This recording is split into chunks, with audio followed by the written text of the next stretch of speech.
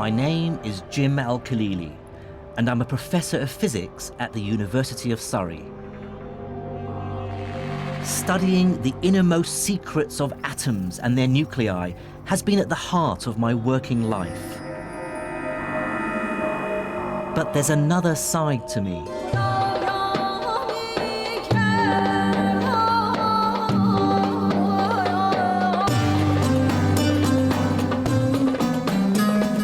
I was born and grew up in Baghdad to an English mother and Iraqi father, but left Iraq with my family in the late 70s when Saddam Hussein came to power. By then, science was already my great passion in life, and as I studied it further, I saw myself fully part of the Western tradition, inspired by names like Newton and Einstein. But buried away was this nagging feeling that I was ignoring part of my own scientific heritage. I still remembered my school days in Iraq and being taught of a golden age of Islamic scholarship, that between the 9th and 12th centuries, a great leap in scientific knowledge took place in Baghdad, Damascus, Cairo, and Cordoba. So I want to unearth this buried history, to discover its great figures and to assess exactly what their contribution to science really was. Are there medieval Muslim scientists who should be spoken of in the same breath as Galileo or Newton or Einstein? And crucially, what is the relationship between science and Islam?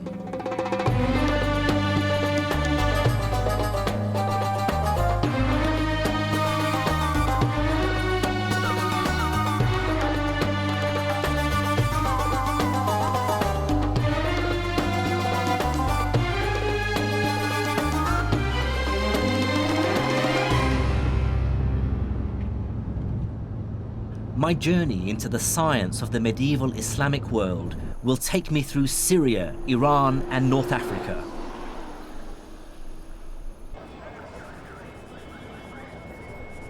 I started in the back streets of the Egyptian capital, Cairo, with the realization that the language of modern science still has many references to its Arabic roots. Take scientific terms like algebra, algorithm, alkali. I instantly recognize these words as Arabic. And these are at the very heart of what science does. There will be no modern mathematics or physics without algebra, no computers without algorithms, and no chemistry without alkalis.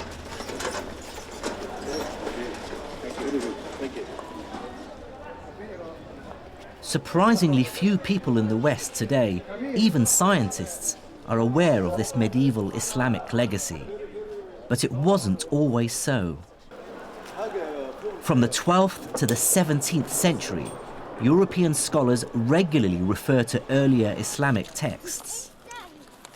I have here copies of some pages of the book Liber Abaci by the great Italian mathematician Leonardo Pisano, otherwise known as Fibonacci. What's fascinating is that on page 406 is a reference to an older text called Modum Algebra et al-Muqabala, and in the margin is the name Mahomet, which is the Latinized version of the Arabic name Muhammad. The person he's referring to is Muhammad ibn Musa al-Khwarizmi. In fact, Arabic names crop up in many medieval European texts on subjects as varied as map-making, optics, and medicine. But I want to start with Al-Khwarizmi because his work touches on a crucial aspect of all our lives today. It's thanks to Al-Khwarizmi that the European world realized that their way of doing arithmetic, which was still essentially based on Roman numerals, was hopelessly inefficient and downright clunky. If I ask you to multiply 123 by 11, you may even be able to do it in your head. The answer is 1,353. But try doing it with Roman numerals. You'd have to multiply CXXIII by XI. It can be done, but trust me, it's not fun.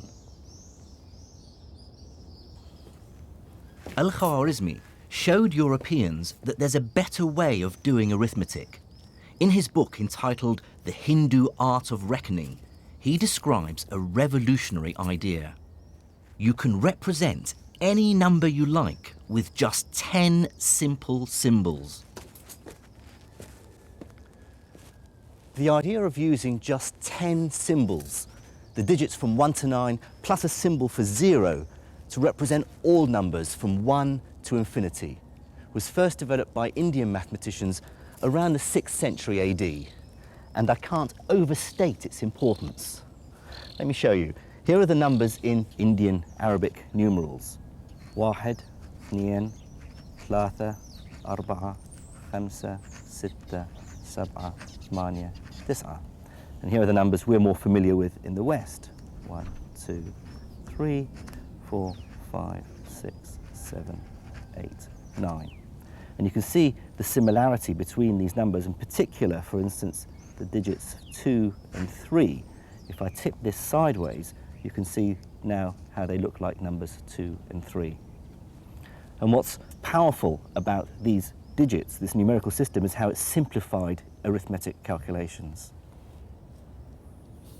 But Al-Khawarizmi and his colleagues went further than just translating the Indian system into Arabic. They created the decimal point. This text, written a century after Khawarizmi, is by a man we know only as Al-Khalili. Here he shows that this same decimal system can be extended to describe not just whole numbers, but fractions as well. The infinity of possibilities that lie in between the integers. Here's a copy of Al-Khalili's manuscript where he showed how the decimal point is used for the very first time. He describes it by using a dash. Here are the digits 1, 7, 9, 6, 8, and you can see there's a small dash over the 9 indicating the decimal place. The idea of the decimal point is so familiar to us that it's hard to understand how people managed without it. But like all great science, it's blindingly obvious after it's been discovered.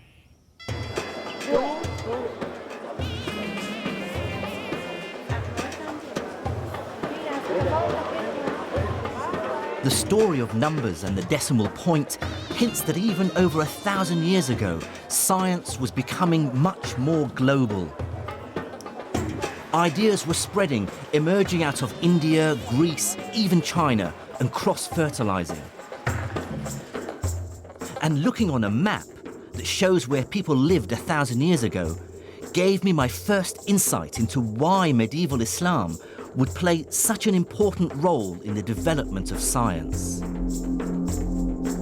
Now look at which city lies at the center of the known world, a place where the widest range of peoples and ideas were bound to collide. It's the city where I was born, the capital of the Islamic Empire, Baghdad.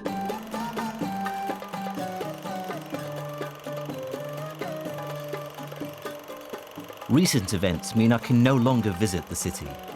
But these are the home movies of my cousin Faris, filmed in the 1960s. The Baghdad we knew then looked nothing like the bomb-wrecked city it is now.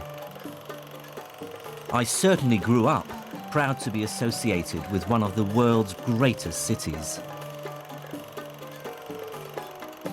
Baghdad was founded in 762 AD by the Caliph Al-Mansur. His aim was to make it the glorious capital of a brand new empire, united by Islam, the rising religion of the time.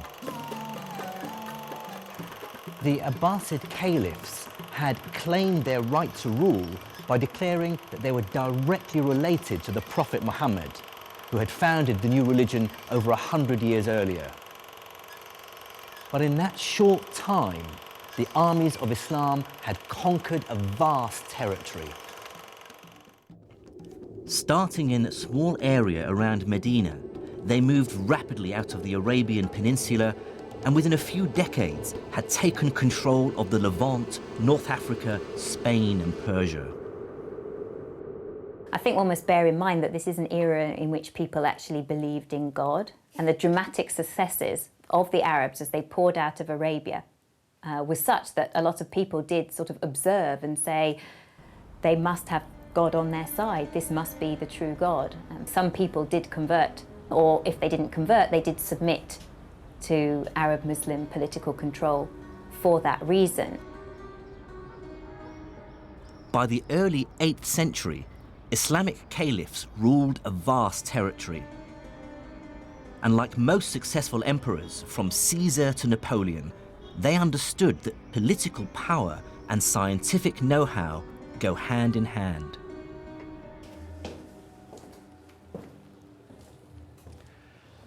There were many reasons for this. Some were practical. Medical knowledge could save lives. Military technology could win wars. Mathematics could help deal with the increasing complexities of the finances of state. And Islam as a religion also played a pivotal role. The Prophet himself had told believers to seek knowledge wherever they could find it, even if they had to go as far as China. And many Muslims, I'm sure, felt that to study and better understand God's creation was in itself a religious duty. But there were also other less edifying motives at play. To many in the ruling elite of the Islamic Empire, knowledge itself had a self-serving purpose, because possessing it was seen as proof of the new empire's superiority over the rest of the world. But with military and political success, the Islamic caliphs faced an inevitable problem. How do you sensibly govern a hugely diverse population? Although some of the empire had converted to Islam, they were still separated by huge distances and adhered to many different traditions and languages. In the 8th century AD, the empire's leader, the Caliph Abd-al-Malik, had to find a way of administering this mishmash of languages. Like all the great figures of the Islamic Empire, Abd-al-Malik lived in a culture without portraiture. All we have are later impressions of what he might have looked like. His solution was sweeping in scale and inadvertently laid the foundations of a scientific renaissance. It was this Abd al-Malik ibn Marwan who said, this bureaucratic chaos has to stop. We cannot continue to run a government and govern all of this span of land with this Tower of Babel languages. So he wanted to govern it with a uniform language. That uniform language, of course, he wanted to be able to understand it, so he demanded that it be in Arabic.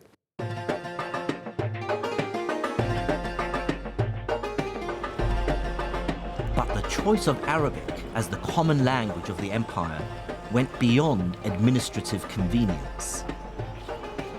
The decision had extra force and persuasiveness because Islam's holy book, the Quran, is in Arabic, and Muslims therefore consider Arabic to be the language of God.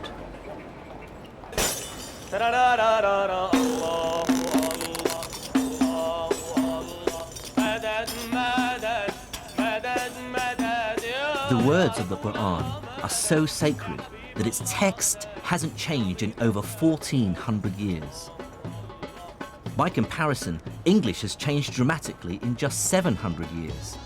To our ears, Chaucer is almost unintelligible, whereas any Quran can be understood by anyone who reads Arabic.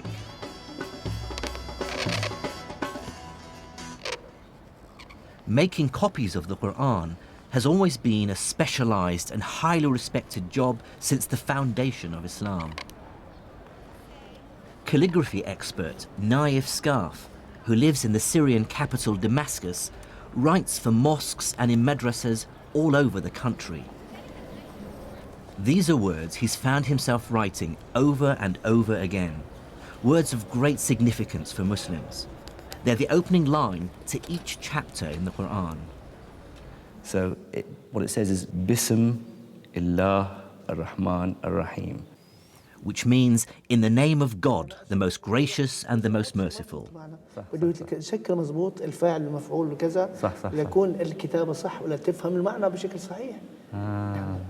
So it's saying the complexity of Arabic calligraphy was enforced on them because of the spread of Islam, because they were worried the meaning of the words in the Quran would be lost if it was read by people who don't speak Arabic. Then they wouldn't, not only would they misinterpret it, they just wouldn't be able to distinguish between different letters. So not only did they add dots on certain letters, they also added other little squiggly lines which changed the sound of vowels. And it was something that they put in place just to ensure that people were able to have the right pronunciation when they read the Quran.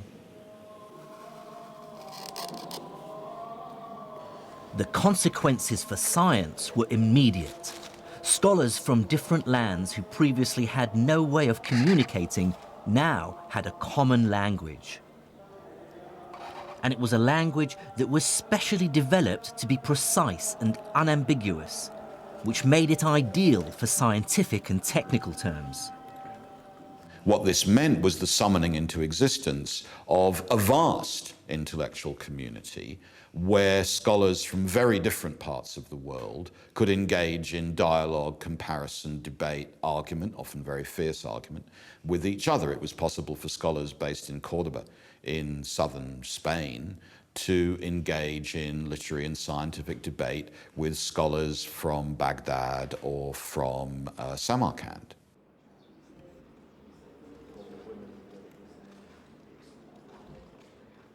But I can tell you that scholars aren't motivated by the love of knowledge alone.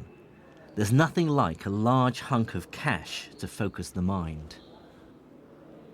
By the early 800s, the ruling elite of the Islamic Empire were pouring money into a truly ambitious project, which was global in scale and which was to have a profound impact on science. It was to scour the libraries of the world for scientific and philosophical manuscripts in any language. Greek, Syriac, Persian, and Sanskrit, bring them to the empire and translate them into Arabic. This became known as the translation movement.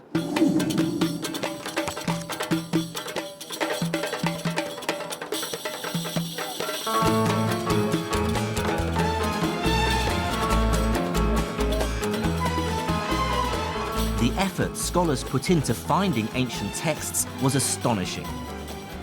And one key reason for this is that bringing a book to the caliph, which he could add to his library, could be extremely lucrative. The story goes that the Caliph Al-Ma'mun was so obsessed that he would send his messengers out of Baghdad far and wide to distant lands just to get hold of books that he didn't possess for the translation movement. And anyone who brought him back a book that he didn't have, he'd repay him its weight in gold. To give some sense of the extent of this activity, sort of between 750 and 950, somebody called An-Nadim, who wrote a list of sort of the intelligentsia of the Abbasid era, lists 70 translators. So it was quite a large cohort of people involved in translation, and obviously he only named the well-known. They could get up to 500 gold dinars a month, which is probably around $24,000, which is a huge sum of money for what they were doing. It was a very, very prestigious, well-paid, well-patronized activity. And motivating this global acquisition of knowledge was a pressing practical concern, one that rarely crosses our minds today. This is the new library at Alexandria in Egypt. But fresh in the memory of many in the empire was the story of the destruction of the original library at Alexandria centuries earlier, and the shocking loss of thousands of years of accumulated knowledge. One of the things that we tend to forget, because we live in an age of massive information storage and perfect communication, more or less, is the ever-present possibility of total loss. That was very, very important for medieval Islamic scholars. They knew extremely well that writings could be forgotten or buried or burnt or destroyed, that cities could pass away. And what we see in Baghdad or Cairo or Samarkand is exactly the gathering together, translation, analysis, accumulation, storage, and preservation of material that they were well aware could be entirely lost forever.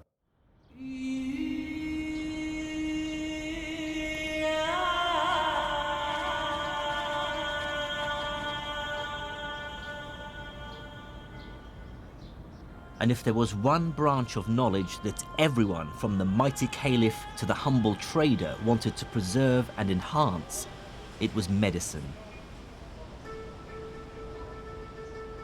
These were, after all, times when few lived to old age. Writings from the time remind us that what we might consider a relatively minor infection today could be a death sentence. Religious teachings, then, were not just a source of comfort. They were a constant reminder that we should never give up. In the Hadith, which is the collected sayings of the Prophet Muhammad, it says, "Ma anzala Allahu da'an illa wa anzala lahu dawa'an," which means that God did not send down a disease without also sending down its cure. It's statements like this that lead Muslims, even today, to believe that cures for all diseases are out there somewhere, and that we need to search to find them.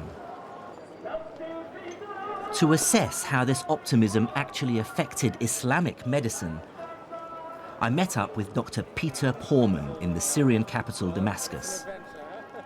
He's a leading expert on Islamic medicine who spends much of his time researching here in the Middle East. What people don't realize is that the history of Islamic medicine is really the history of our medicine, because our medicine, the university medicine we used until the 19th century, it was based to a large extent on all this work of these Islamic physicians. Islamic medicine built extensively on the foundations laid by the ancient Greeks. The most highly prized and among the first to be translated into Arabic were the medical manuscripts of the 3rd century Greek physician Galen.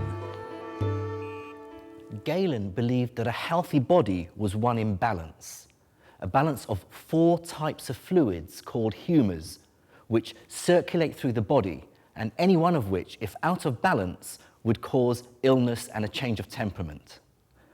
The 4 humours were yellow bile, which, if in excess, would cause the patient to become bilious or bad-tempered and nauseous.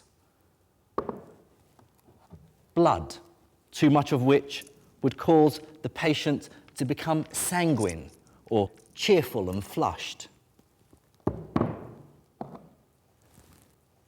Black bile, which in excess would cause the patient to become lethargic, melancholic, even depressed.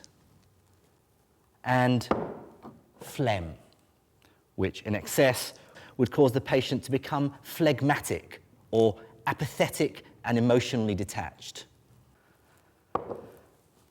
Galen argued that illnesses are caused by an imbalance in one of the humours, and so the cure lies in draining the body of some of that humour. And so he recommended techniques like cutting to induce bleeding or using emetics to induce vomiting. But Islamic doctors were acutely aware that Galen and Greek medicine were only one source of medical knowledge. There were other traditions of medicine that they were equally keen to incorporate into their understanding of how the body functioned. Medieval Arabic texts refer to wise women, folk healers who provided medical drugs. This tradition continues today, as I found when I came across one for myself in the back streets of Hammamat in Tunisia. This is Arafat Nabil. She's been running her shop selling medicinal herbs and spices for over 20 years. She believes that her remedies can cure a wide range of medical ailments. مثلا هذه عشبة نعم. اسمها شيح تنحى الدود من البطن وتنحي جميع الأوجاع الداخلية. بعد من الزرنيخ ينحي الثعلبة وبعشبة هذه اللي تراها أنت تويكة تنحي تقولوا البرص. اوكي. مثال هذوما مثلا كما هذه وهذه للصرع والجنون. صرع يحطها ويحط شويه في المخده نتاعو ما عادش بك اللي يشدوك الكريز هذاك. وفي يعني مثلا من العصر اليوناني اقدم منها ما تستعمل ولا لو؟ والله اجي نقول لك كل ما هو قديم في الاعشاب انا نتبعه. فهمتني؟ باش نزيد معلومات. In the back streets of Tunisia, this knowledge is still being used. But medieval Islamic doctors were also aware of other traditions of medicine from China and India.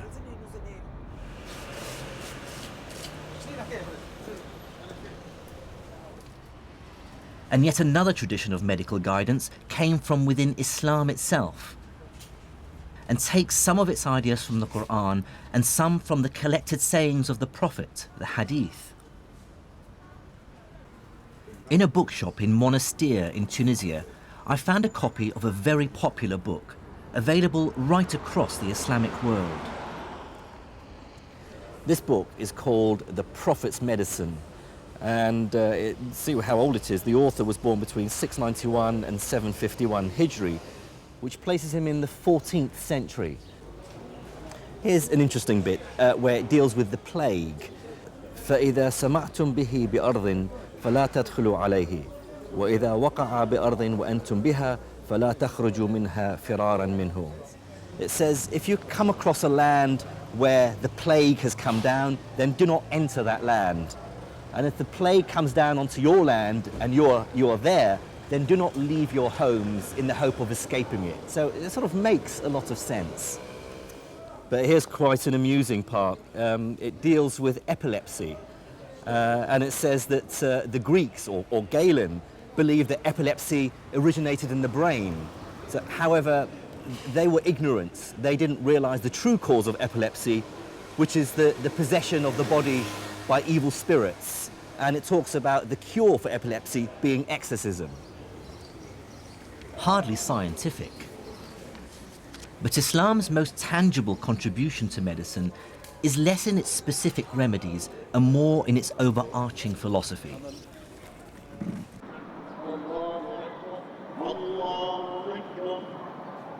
It is, after all, a religion whose central idea is that we should feel compassion for our fellow humans.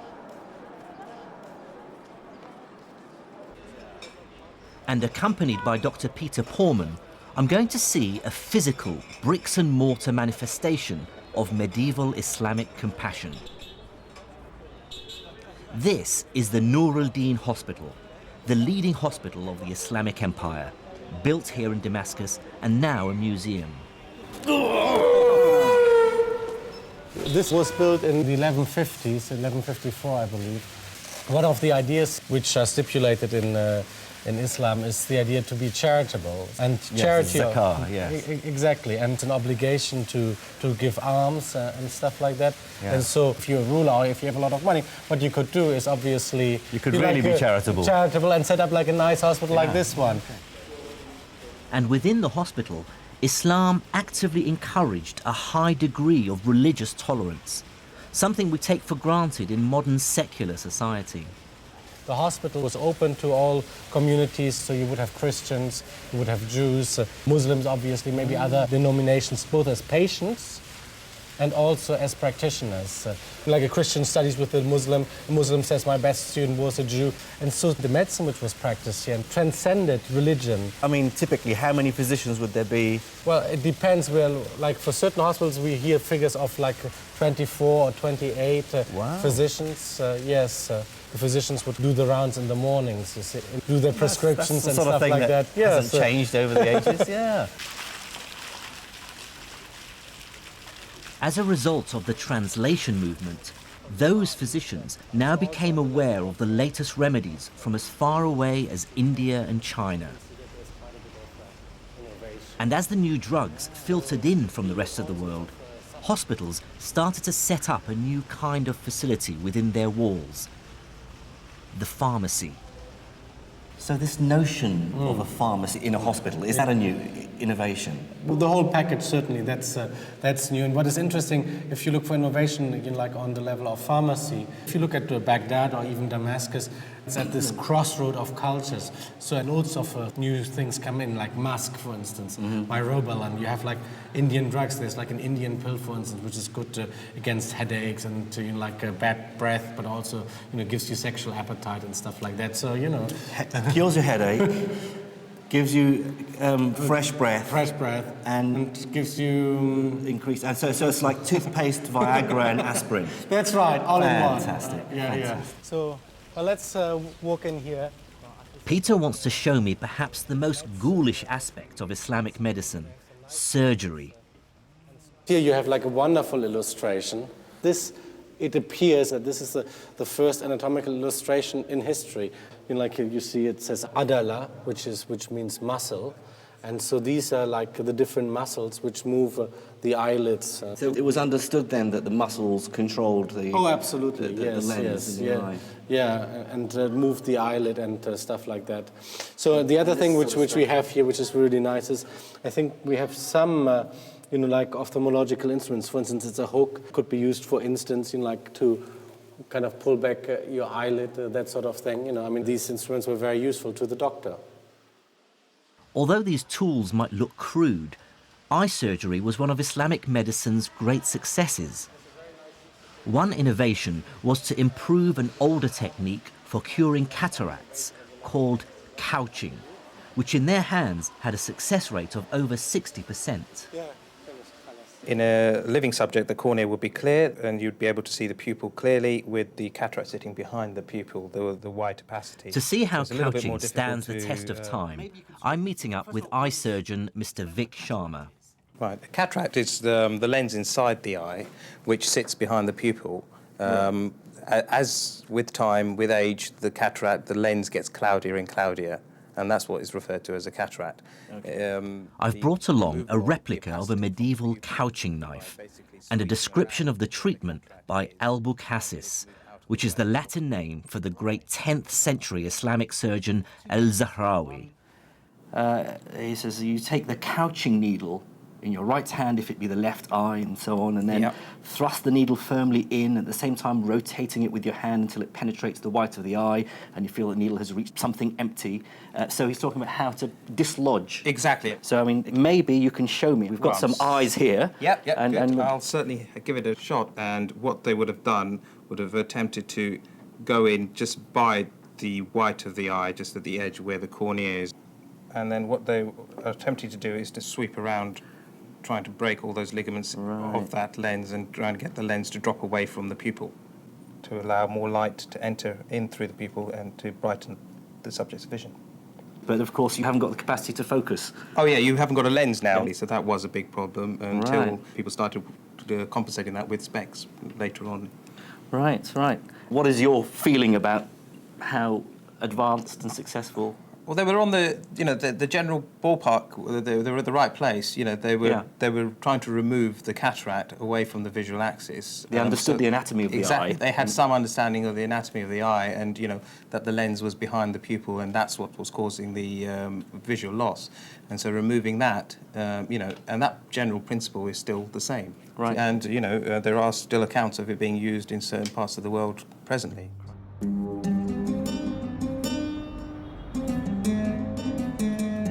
Looking back at medieval Islamic medicine with modern scientific eyes is frustrating.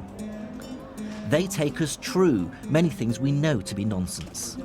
But on the other hand, their desire to deal with this vast subject logically and systematically is admirable and truly marks a break with the past.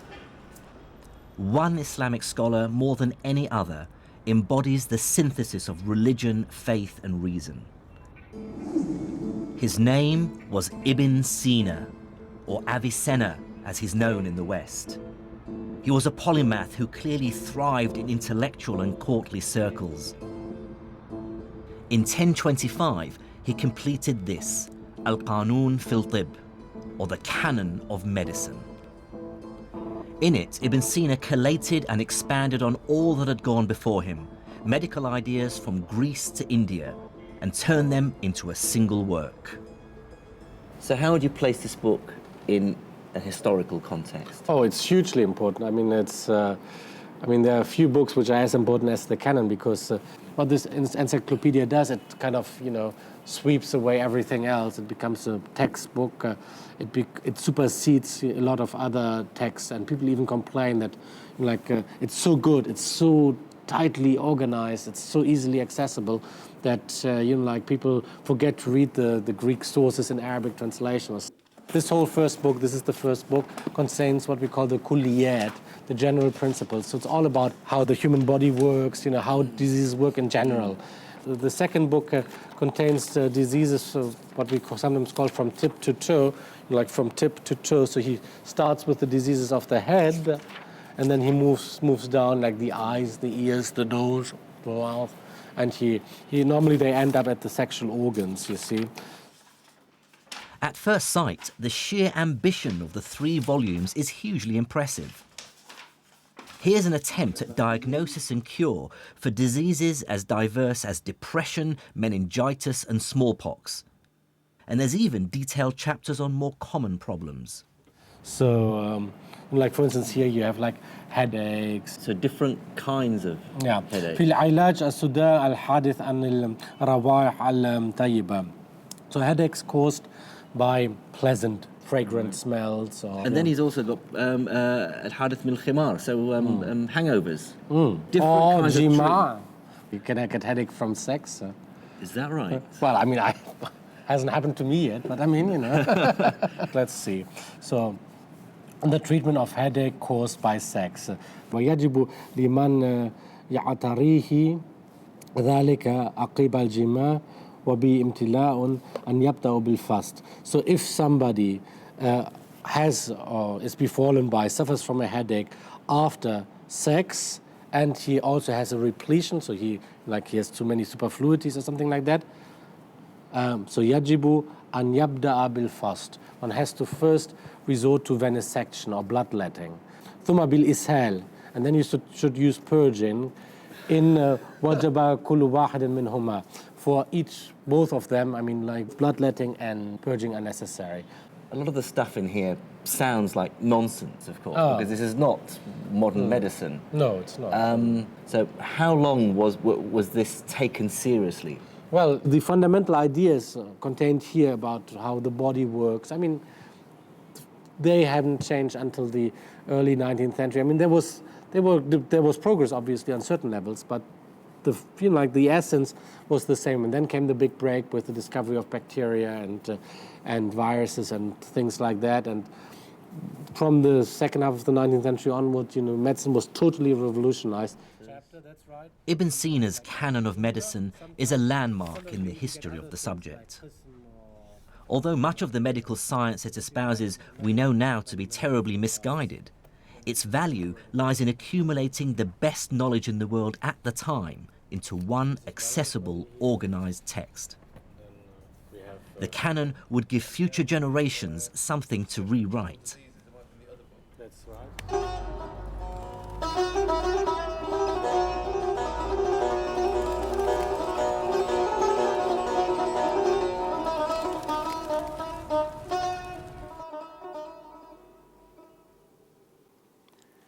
Cataloguing the world's medical knowledge has clear and obvious benefits.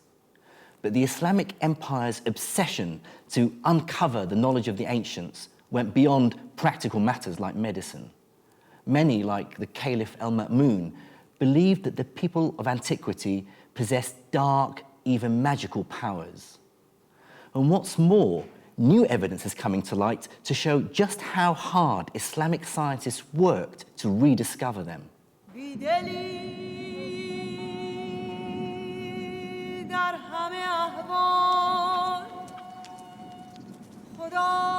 To find out about that story, I have to visit the harsh, burnt yellow of the Sahara Desert in Egypt. There I am to meet an academic who wants to show me how the translation movement took the Arabs to Egypt on a quest to break a code, which they thought hid the secret of the dark art of alchemy.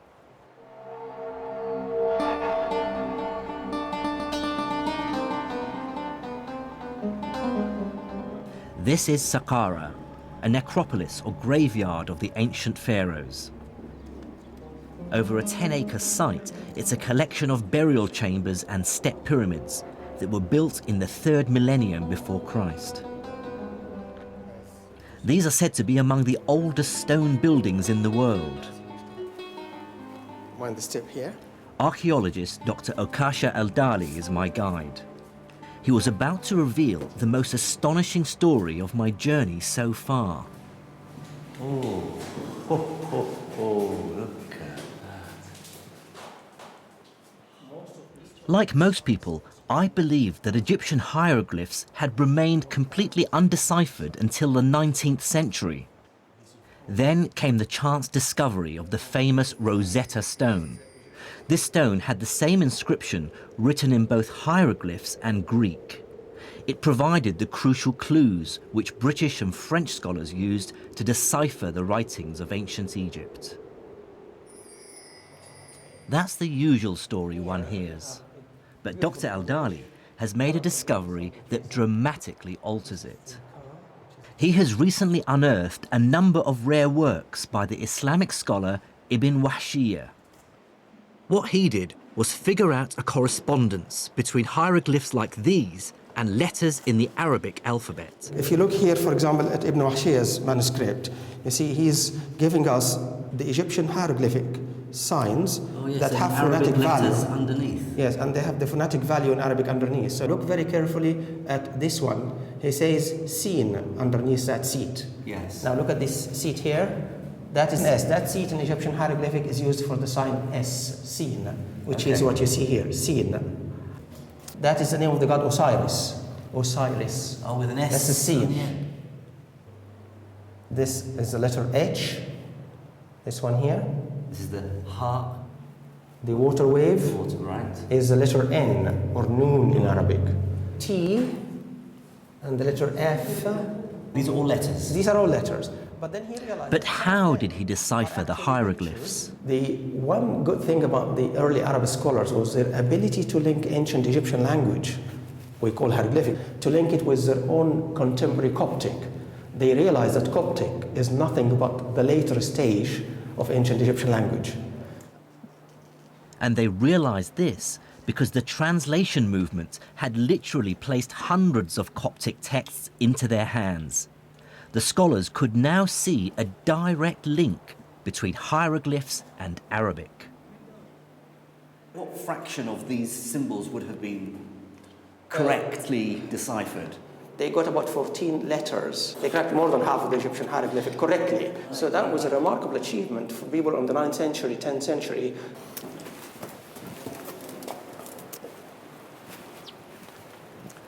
Well, that's probably the biggest revelation for me so far on my travels, that Egyptology didn't begin in the 19th century.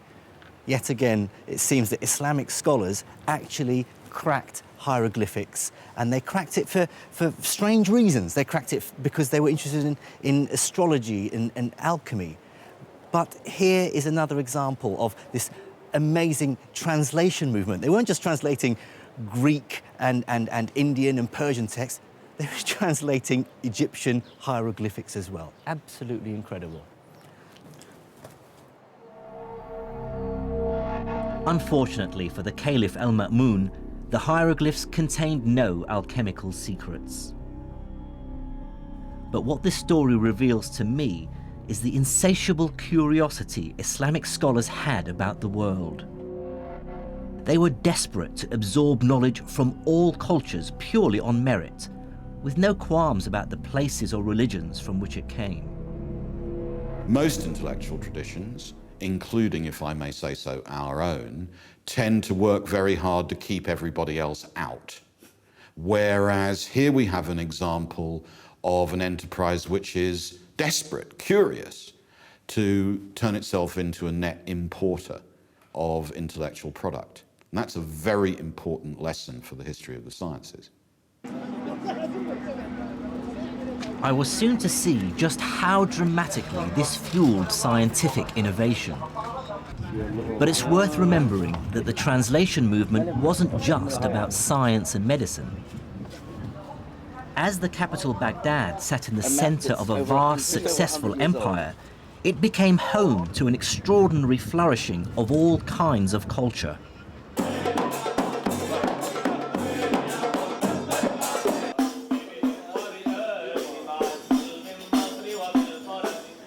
For this is the time described by 1001 Nights, of great and generous caliphs, magic carpets, great journeys, but also ambitious buildings, music, dance, storytellers, and the arts.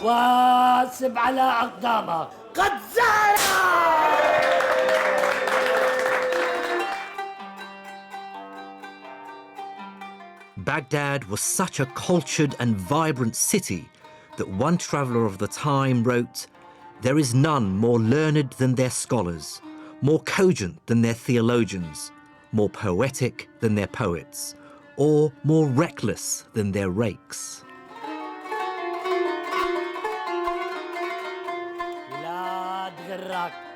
It really must have felt like Baghdad and the Arabic Empire were the world leaders in civilization and culture.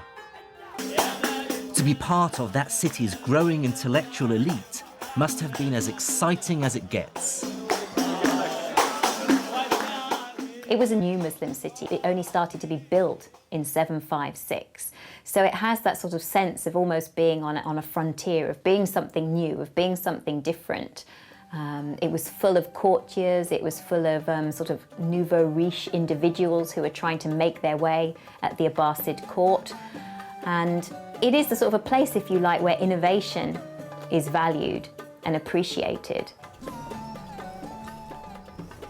At the heart of the city's intellectual life was a system called the Majlis. Now, the word Majlis could probably best be translated as salon or talking house.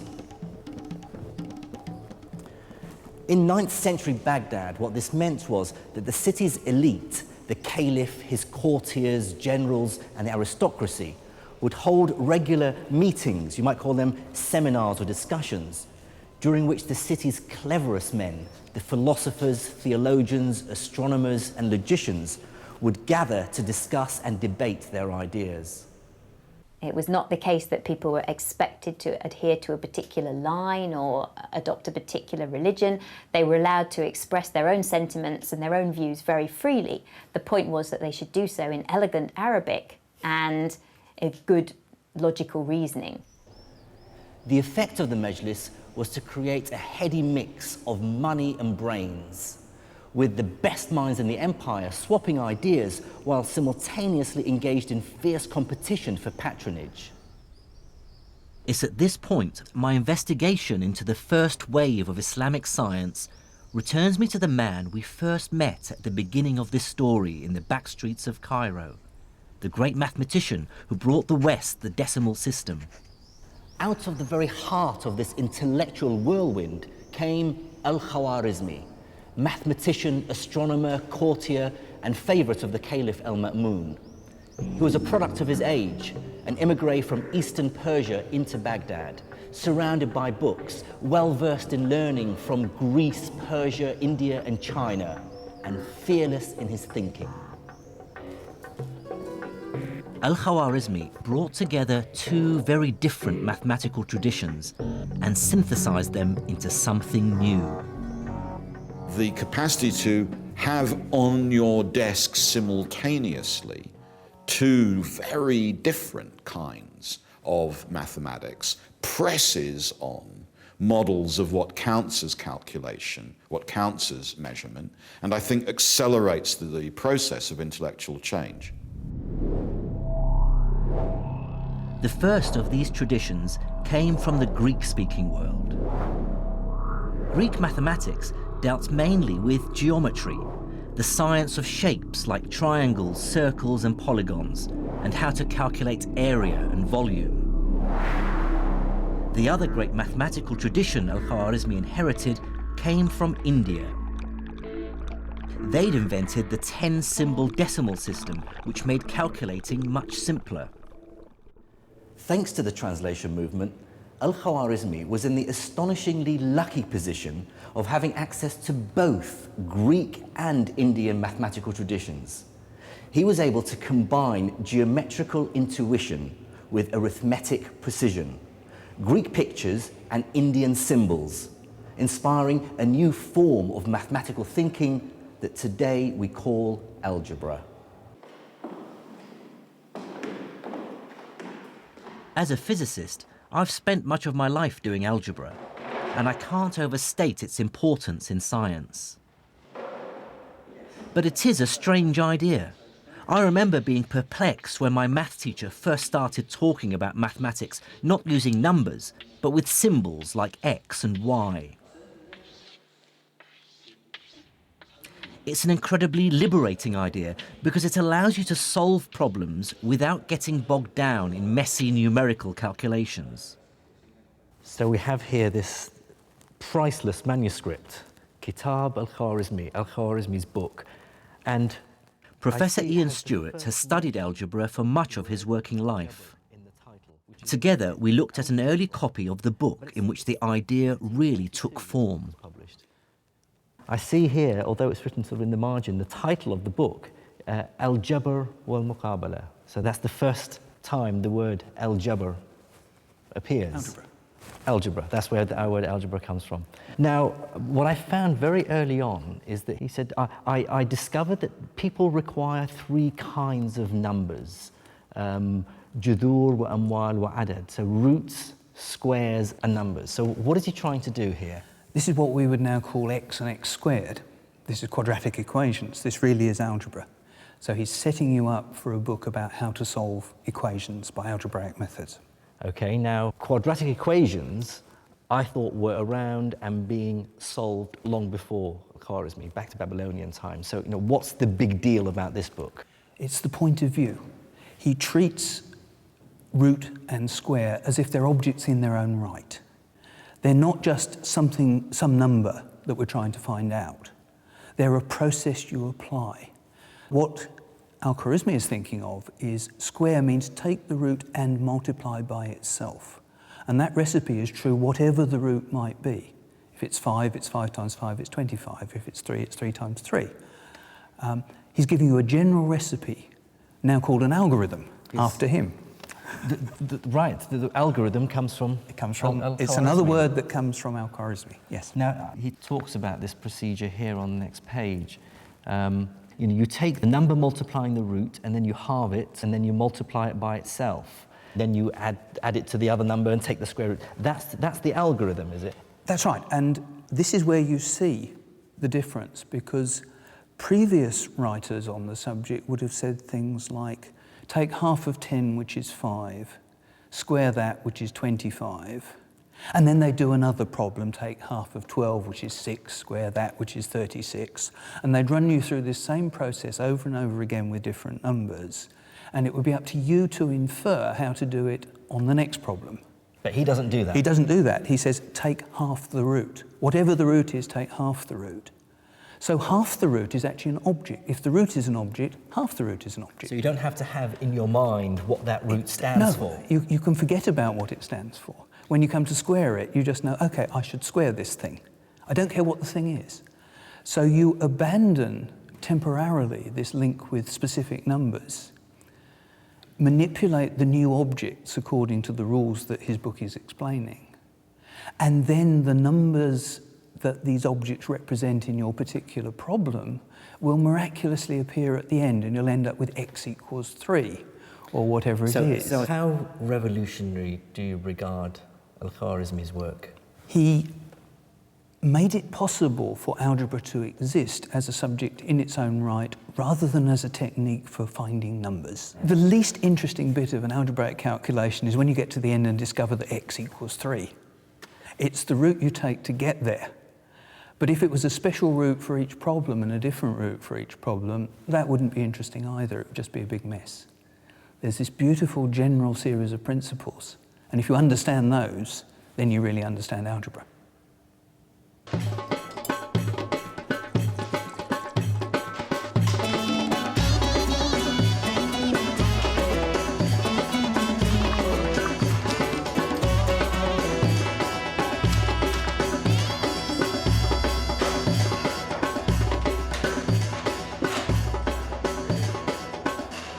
is the true global importance of algebra?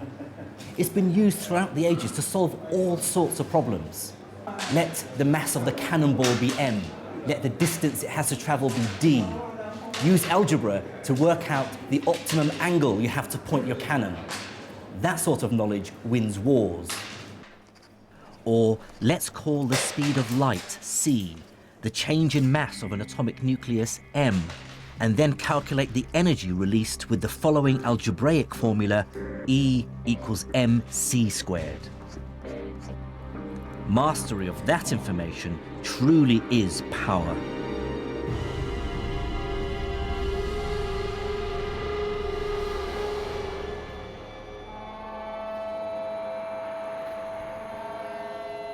Algebra has helped create the modern world. Our science is unimaginable without it. It sums up so much that was remarkable about medieval Islamic science, taking ideas from Greece and India, combining and enhancing them. Similarly, modern medicine owes a considerable debt to the work of the Islamic physicians. But I think the real story of what happened to science in the Islamic world in the 8th and 9th centuries tells us more than any single discovery. What it really tells us is about the universal truth of science itself. I believe that the first great achievement of the medieval Islamic scientists was to prove that science isn't Islamic, or Hindu, or Hellenistic, or Jewish, Buddhist, or Christian. It cannot be claimed by any one culture. Before Islam, science was spread across the world. But the scholars of medieval Islam pieced together this giant scientific jigsaw by absorbing knowledge that had originated from far beyond their own empire's borders. This great synthesis produced not just new science, but showed for the first time that science as an enterprise transcends political borders and religious affiliations. It's a body of knowledge that benefits all humans. Now that's an idea that's as relevant and as inspiring as ever.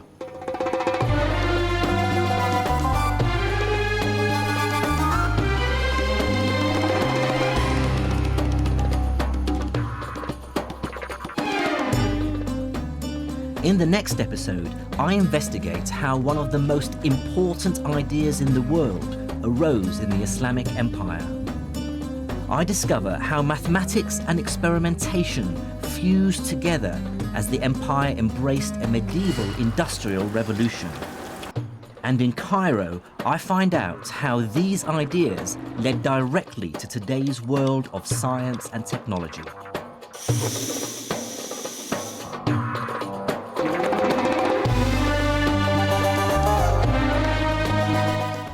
Science and Islam continues next Monday night at 11:25. Tonight we're heading for Broadcasting House and a day out with U2.